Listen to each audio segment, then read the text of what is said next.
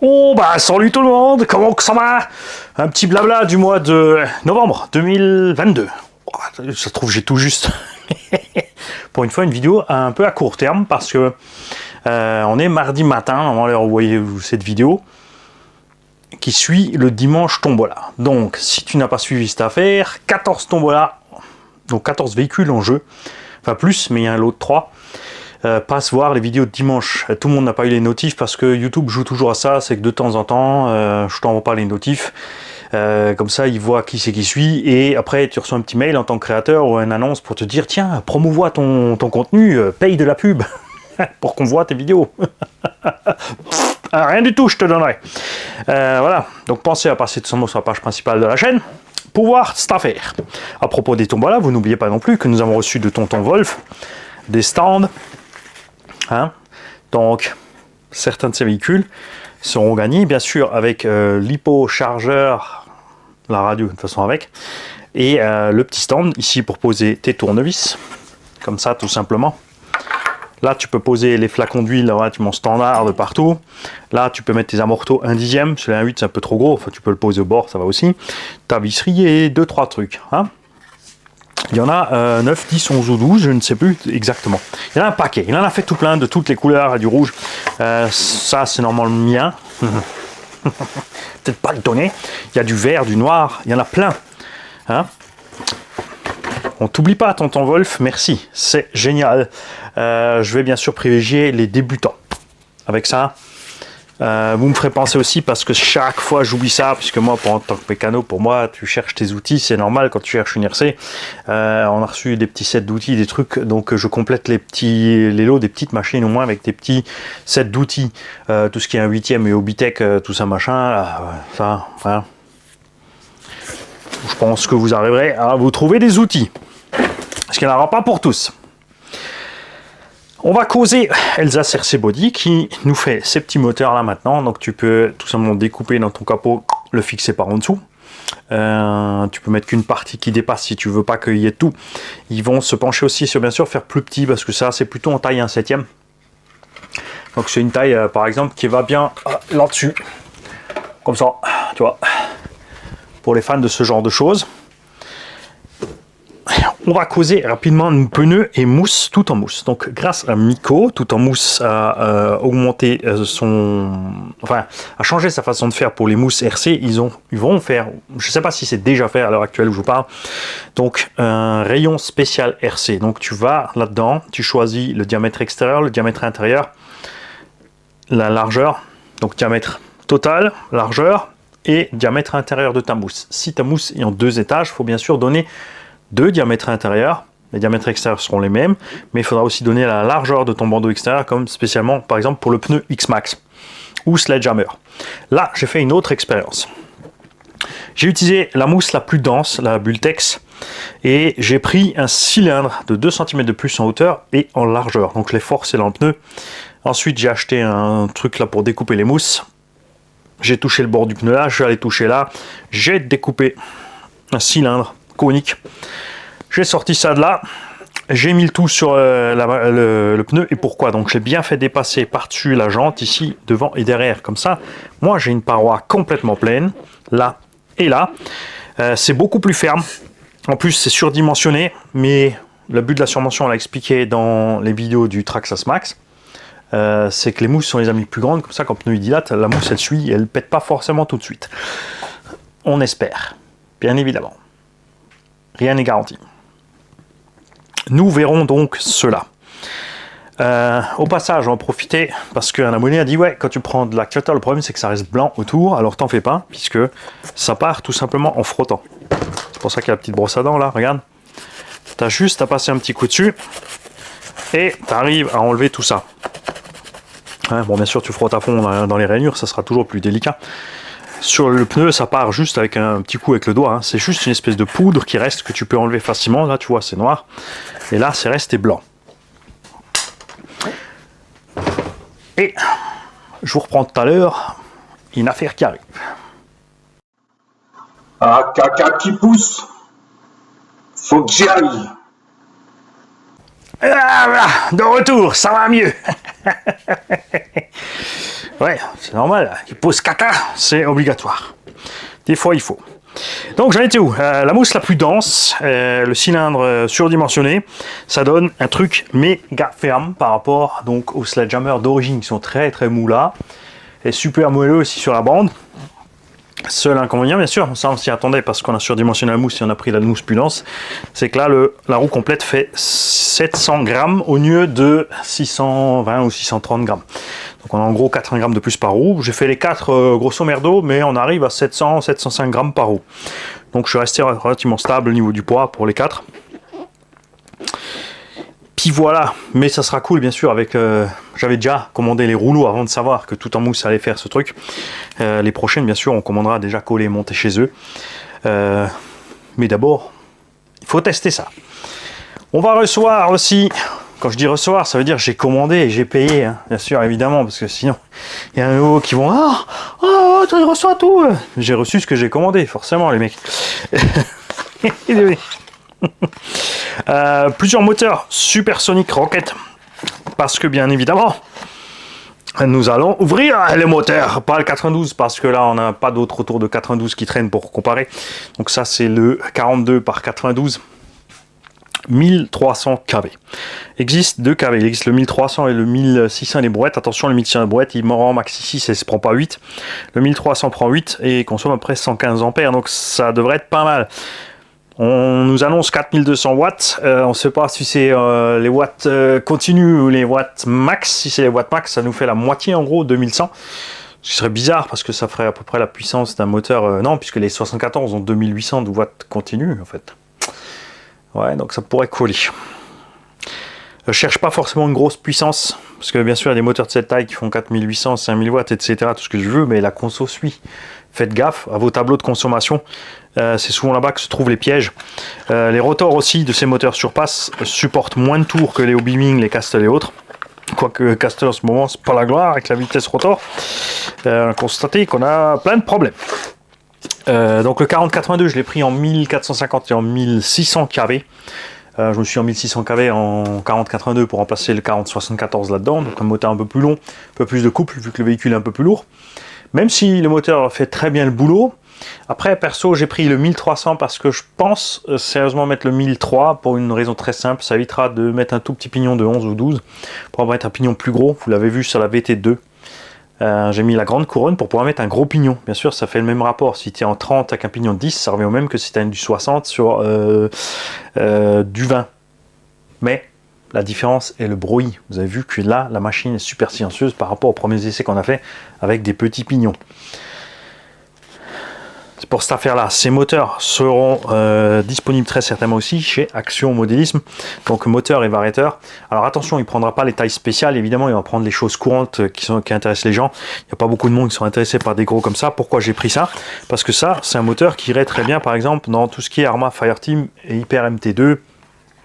En restant dans la classe 42 mm. Niveau du couple pour le poids des engins, 7 à 8 kg. En 8, ça devrait le faire. On peut le mettre aussi en 6, mais comme dit, là, en 6, il n'y aura pas de miracle sur la conso.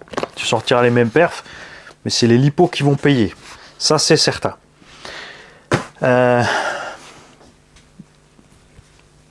Le Obao Hyper MTX arrive. On est aujourd'hui mardi matin.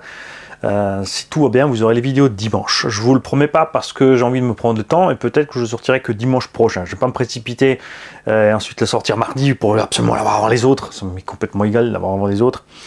Je vous invite à aller voir les vidéos de Stéphane Z qui a déjà fait tout plein de vidéos au sujet du MT2.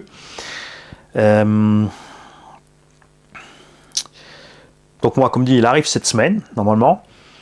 On va voir ça. On attend toujours impatiemment les Arma 4S V2 et bien sûr Yves de chez RC Fast Cars, ça traîne de plus en plus.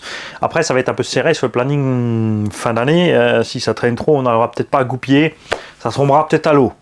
Ça c'est des choses qui arrivent malheureusement. Et bien sûr on attend le XRT, hein, parce que on a pu le commander et le payer, c'est pas un problème.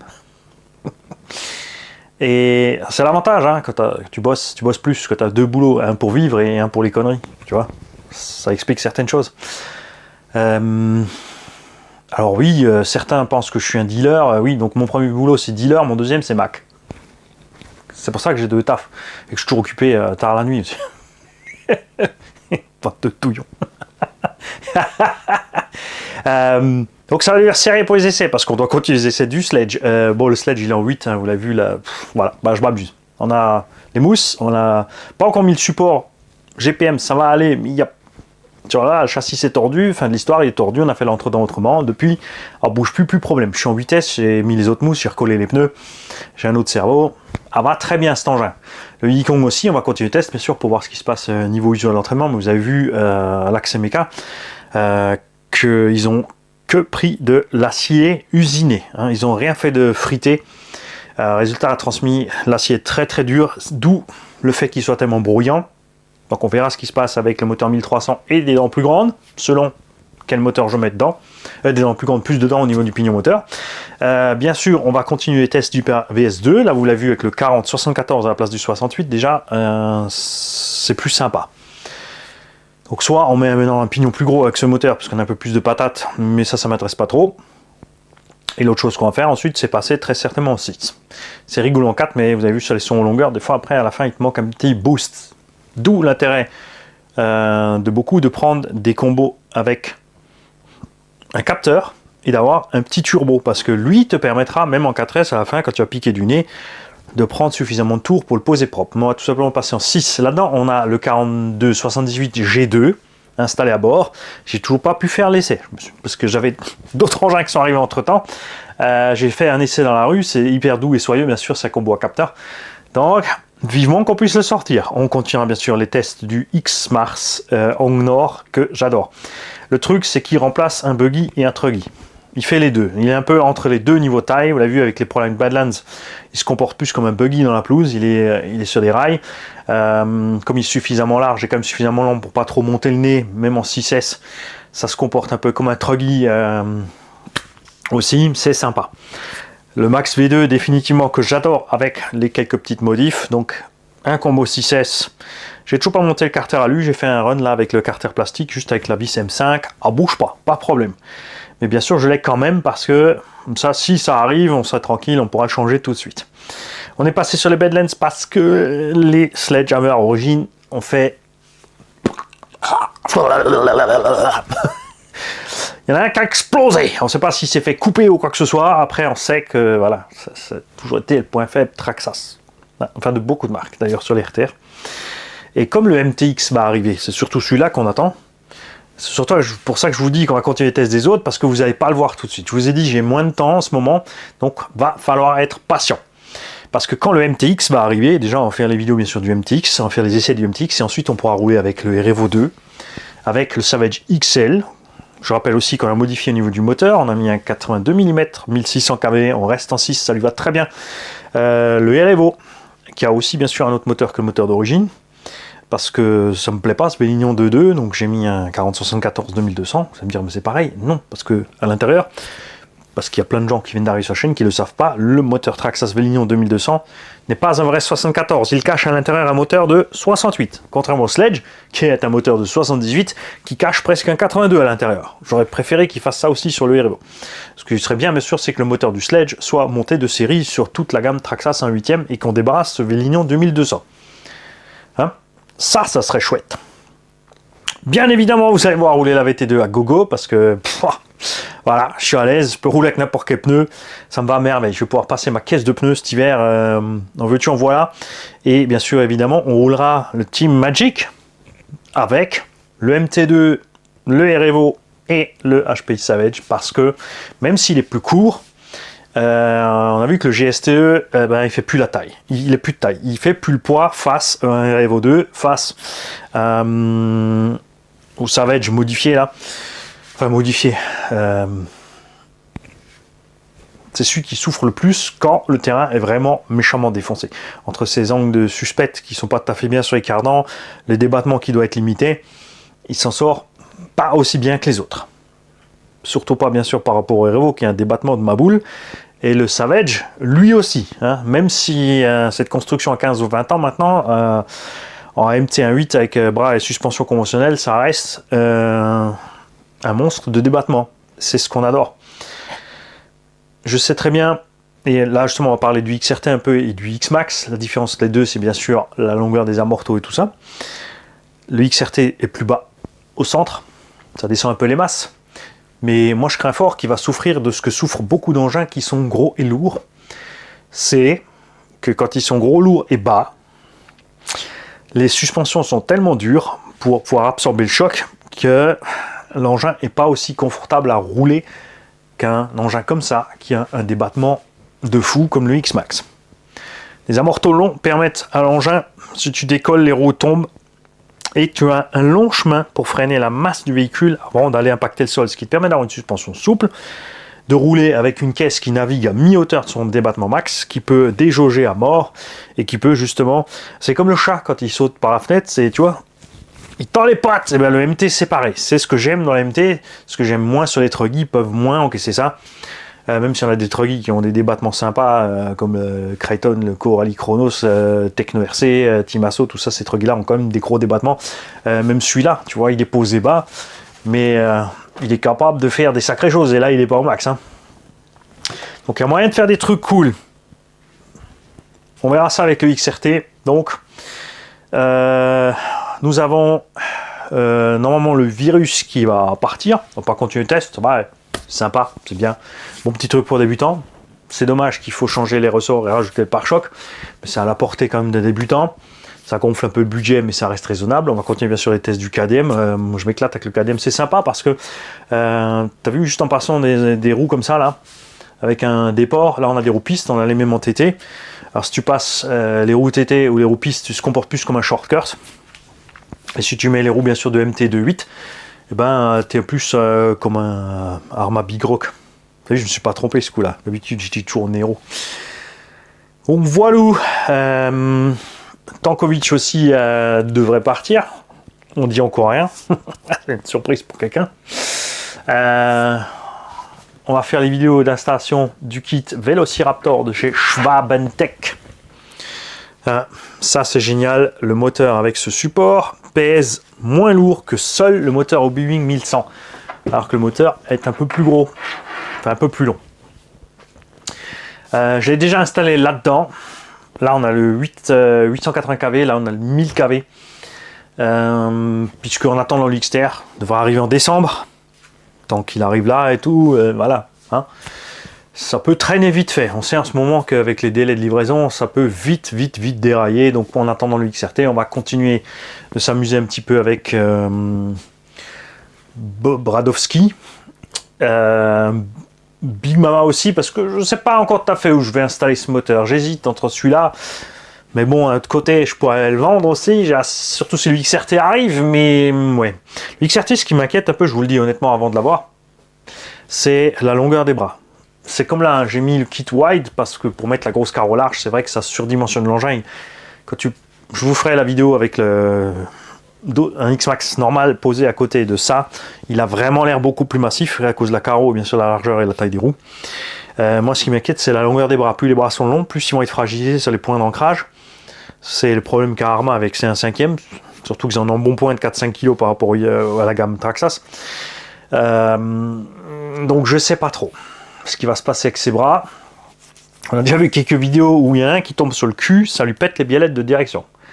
Parce que les roues sont tellement lourdes, avec le poids des roues, il y a tout qui flex et la biellette, clac, elle pète. Donc voilà. Puis comme il va être plus bas, va taper plus vite. On verra quand il sera là.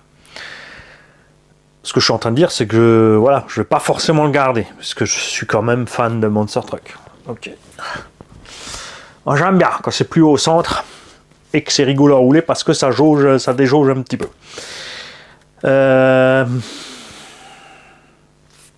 Et le point le plus important que je voulais aborder aujourd'hui, c'est les tombolas de dimanche. Alors dimanche, les kikis. Il y a eu tellement de com que moi je me suis mis au PC à 8h du mat quand la première vidéo est sortie. Le temps que je finisse de gérer les commentaires de la première vidéo, la deuxième est sortie et j'ai continué comme ça toute la journée jusqu'au soir. Bon, je me suis quand même arrêté moi perso à 21h. Donc quand je m'y suis remis le matin pour contrôler les commentaires, les valider, répondre à certains, il m'a encore fallu 2-3 heures. On a sorti 2-3 000 commentaires, pareil pour les likes, entre 100 et 200 likes par vidéo, c'est super, c'est génial, c'était rigolo. Mais c'est pour te dire aussi, parce que certains disent, ouais, là, ils font les vidéos, après ils attendent qu'il y ait des cons qui regardent. Salut monsieur Kevin Truglier. Mais dans ce cas-là, on peut dire que c'est pareil, qu'un restaurateur, il pose une table, et il allume une poêle, et il attend qu'il y ait un con qui s'assoie pour bouffer. C'est au même point. Ils oublient tous le temps que ça met pour faire tout ça. N'oubliez pas, et ça, plein d'abos me l'ont fait remarquer aussi, ils ont dit, ouais, là tu rigoles, tu fais le couillon, mais après, il va falloir préparer les 15 voitures et les emballer, parce que ouais, je vais quand même les nettoyer, je vais m'assurer qu'elles soient bien réglées, que tout fonctionne. Et ensuite, il va falloir faire l'emballage, donc carton, scotch, machin, expédition, frais d'envoi, étiquette, encre, tout le tralala, ça va prendre. Je vous le dis honnêtement, je pense qu'il me faudra une bonne journée pour préparer et emballer les 15 machines. Quand je dis une bonne journée, pour moi, ça veut dire je me lève à 3-4 heures du mat, jusqu'à 6-7 heures le soir avant de s'arrêter pour manger. Comme ça, certains se rendront peut-être mieux compte. Moi, j'ai attaqué perso donc le montage du kit Techno MT. J'ai déjà fait les diffs. L'épisode est sûrement pas encore sorti, ça va venir. J'ai déjà fait la morto, mais j'avais pas allumé le micro. Et du coup, va falloir refaire. Je te salis, petit mani plein de graisse. Ok. Que ton nom soit sacrifié. Ouais, c'est clair. Et quoi d'autre encore? J'ai toujours pas pu tester les pneus puisqu'on a acheté les pneus chez Conrad du Really Bash. Là, je voulais causer un petit mot aussi. Merci à Nonodrome qui nous a partagé un lien. Allez voir tu vas trouver sur la vidéo de dimanche ou de lundi. Donc ça te fait 18 ou 20 vidéos à regarder. Dans les commentaires, Nonodrome a balancé un site eBay qui a certains produits Conrad en réutilisés. C'est-à-dire que des gens qui ont testé la machine, c'était pas content, ils l'ont renvoyé. Donc la machine est plus neuve, donc Conrad ne les vend plus directement comme neuf. Et donc c'est un site qui gère ça. C'est aux Pays-Bas. T'as une garantie plus de 3 mois du coup, parce que c'est de l'occasion neuve. Il y a des traces d'utilisation, des cartons abîmés, tout ça. Mais il y a 2 Really Bash ou 3 entre 270 et 280 € livrés. Et ça c'est cool. J'avais pris un Raptor là-bas, et qui est d'ailleurs chez Monsieur Oison, dont le fiston est très content avec. Mais Fiou, par contre, nous on a reçu donc avec un Vario défaillant. Donc moi j'ai bien sûr changé le Vario pour Florian. Et tu peux pas faire de garantie. Donc pensez à ça, faites gaffe. Mais bon, à 280 balles, normalement si tout fonctionne, c'est peut-être juste un drôle de hasard. C'est quand même cool. Après, il y a moyen, théoriquement, la garantie c'est 2 ans européenne, même si ça a été racheté. Donc si tu fais un peu le forcing, normalement, chez Conrad, ça devrait passer quand même. Moi, je l'ai fait, le mien, il est passé. C'est pas parce que c'est moi, ils me connaissent pas, ils savent pas qui je suis. Détendez-vous, j'ai pas de passe-droit. Faut juste des fois insister un petit peu. C'est comme ça. Donc, nous n'avons pas encore testé ces roues. Passez voir ce site. Merci à Nonodrome qui nous a partagé ça. Le pire, c'est que je me dis, j'avais acheté une machine là-bas et je n'ai pas pensé. Je l'ai acheté pourquoi là-bas? Pour voir si c'était un site véritable, du fake, si on allait recevoir une daube ou pas. Et non, ça s'est bien passé. Tout simplement. Donc on n'a pas encore mis ses pneus sur le Sledge parce que il est violent, et c'est là-bas qu'on va tester s'ils sont vraiment aussi bons que ce que j'ai l'impression qu'ils sont. Moi je le sens bien quand même. Et alors on a causé du XRT qui va arriver, du MTX, la suite des essais, la motorisation, que ce soit de Schwabentech ou la motorisation surface chez Action Modélisme, les stands pour les voitures de tombola,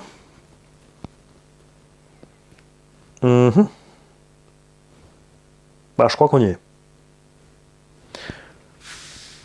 Je crois qu'on y a bon. Il me semble. C'est possible ça? Ouais, c'est pas grave. De toute façon, suite sinon dans une autre vidéo. Moi, je vais aller continuer le kit MT de par RS. Si, voilà ce que j'ai oublié. Alors, au bas, ils font des élargisseurs 0 mm normaux et pas inversés, plus 2 normaux et pas inversés, plus 4, ça c'est plus 2, plus 2, plus 8, je sais pas s'ils font 6, je sais pas s'ils font 2, 4, 8 ou c'est 2, 4, 6, 8, 2, 8, 8, 2, je vais, Mani, 2, 4, 4, 4 et 8. Et il existait encore le plus 12, qui était monté sur la machine de LV Yellow, qui a été perdu par le transporteur. C'est là-bas qu'étaient ces hexagones. Ils sont chers, mais son alu 70-75 T6 sont allégés. Attention, la goupille étant 2,5 mm. Et gaffe, puisque tu as ici un filetage M4. Tu ne peux donc pas percer en 3. Enfin, tu peux percer, mais il faudrait trouver alors une goupille comme ça vissée qui soit en 4 mm en haut et en 3 mm en bas pour passer sur les véhicules qui ont du 3 mm. Donc gaffe à ça. C'est très très dur de trouver ce qu'il faut puisque aucun constructeur ne répertorie quand il te vend un élargisseur ni la distance entre la goupille et le rebord, ni si c'est du 2,5 ou du 3 mm. Comme dit, si c'est 2,5 standard, tu peux percer à 3 et passer une goupille de 3. Là maintenant, tu as un filet, donc tu peux pas parce que là, tu as un trou de 3, quelque chose mm, 3,7 ou 8, puisque ton filet est en 4. Donc méfiez-vous. Tu peux bien sûr, sur beaucoup d'hexagones, percer à côté, mais pas dans ce cas-là, puisqu'ils sont fraisés. Tu vois? Pourquoi je les ai là? Parce qu'il y a plein de gens qui m'ont dit ouais, ça n'existe pas. Bah si. Et ça n'existe pas, pourquoi? Parce que Mani les a tous achetés. Ouais, c'est comme ça.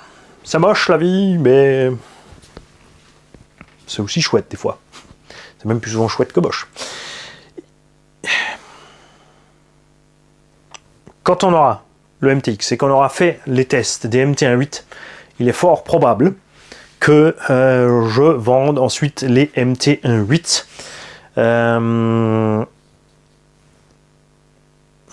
On verra aussi si du coup je me débarrasse buggy truggy.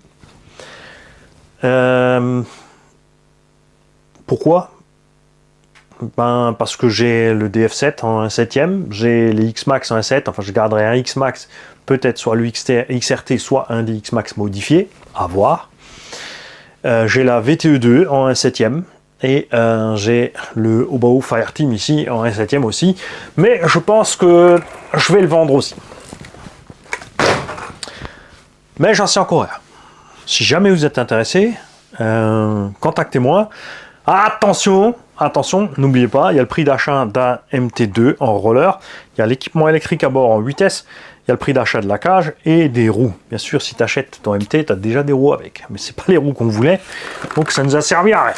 Enfin, on s'en sert pas sur l'engin, tout simplement. Mais je sais pas trop encore, mais on peut discuter déjà, chauffer un petit peu, à toi de voir si tu es un acheteur convaincant. Un acheteur convaincant, ça ne veut pas forcément dire que tu vas aligner une fortune dessus, c'est clair, c'est juste soyez conscient du prix des choses et si vous êtes intéressé par un engin, on peut déjà peut-être en discuter. Ça ne veut pas dire que ça va se faire, j'en sais rien, mais ouais, je vous l'ai dit, je veux vider. Je roule principalement quand même qu'avec les 1/7, et comme je l'ai dit, ce qu'on fera, c'est qu'on achètera de temps en temps un nouveau véhicule à tester, on se concentrera sur ce véhicule en parallèle en roulant avec les autres. On fera les vidéos qu'il faut, la 50aine de vidéos avec les démontages, les machins, les révisions, les casses, tout ça. Et ensuite, pareil, on passera au suivant.